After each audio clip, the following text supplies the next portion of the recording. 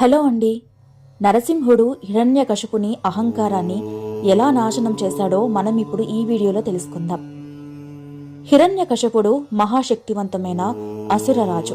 బ్రహ్మదేవుని నుంచి వరప్రాప్తి పొందిన తర్వాత తాను అమరుడనని అనుకున్నాడు. అతని మరణం మానవుడి చేతైనా మృగం చేతైనా జరగకూడదు. రాత్రి కాని పగులు కాని చావకూడదు. లోపల కాని బయట కాని చావకూడదు. భూమిపై కాని ఆకాశంలో కాని చావకూడదు. ఏ ఆయుధంతో కూడా చావకూడదు. ఈ వరంతో అహంకారంతో మునిగిపోయిన హిరణ్యకశిపుడు తానే దేవుడనని ప్రకటించుకున్నాడు. దేశవ్యాప్తంగా విష్ణువు ఆరాధనను నిషేధించాడు.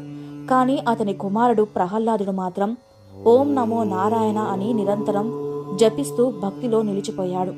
హిరణ్యకశిపుడు ప్రహ్లాదుని భక్తిని భంగం చేసేందుకు పలు ప్రయత్నాలు చేశాడు. అతన్ని నిప్పుల్లో పడేశాడు, విషమిచ్చాడు, కొండపై నుంచి తోసేశాడు, ఏనుగులతో తొక్కించాడు. కాని ప్రతిసారి ప్రహ్లాదుడు విష్ణు కృపతో సురక్షితంగా బయటపడ్డాడు. హిరణ్యకశిపుడు చివరికి ప్రశ్నించాడు, నీ విష్ణువు ఎక్కడ ఉంటాడు? ఈ స్తంభంలో ఉన్నాడా అని. ప్రహ్లాదుడు ధైర్యంగా సమాధానమిచ్చాడు, అవును, ఆయన ఎక్కడైనా ఉండవచ్చు అని. హిరణ్యకశిపుడు కోపంతో ఆ స్తంభాన్ని గుద్దిన వెంటనే విశ్వం వణికిపోయింది. స్తంభం భయంకరమైన గర్జనతో చీలిపోయింది. ఆ చీలిక నుంచి నరసింహుడు అర్ధమృగం అర్ధ మానవుడిగా వెలువడాడు.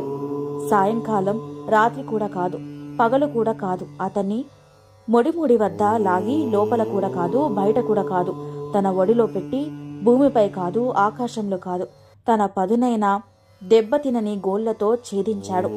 ఏ ఆయుధం కూడా కాదు.